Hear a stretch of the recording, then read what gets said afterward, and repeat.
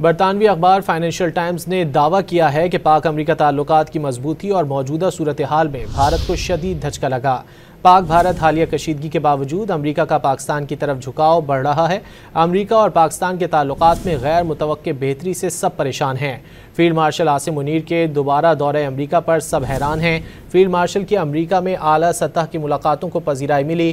Field marshal की अमरीका में सरगर्मियों ने दोनों ममालिक के दरमियान ताल्लुकात को मजीद मजबूत बनाया। फाइनेंशियल टाइम्स के मुताबिक गैर मामूली सिफारती हिकमत अमली से ट्रंप का एतमाद जीत कर सियासी मंजरनामा हिला दिया। फील्ड मार्शल ने अमरीकी जनरल माइकल कोरेला की रिटायरमेंट तकरीब में शिरकत की। पाकिस्तानी फौजी क़यादत ने अमरीकी मफादात को राग़िब करने की मुनज़्ज़म हिकमत अमली अपनाई। फाइनेंशियल टाइम्स के मुताबिक गैर मामूली सिफारती हिकमत अमली से ट्रंप का एतमाद जीत कर सियासी मंजरनामा हिला दिया। फील्ड मार्शल ने अमरीकी जनरल माइकल कोरेला की रिटायरमेंट तकरीब में शिरकत की। पाकिस्तानी फौजी क़यादत ने अमरीकी मफादात को राग़िब करने की मुनज़्ज़म हिकमत अमली अपनाई।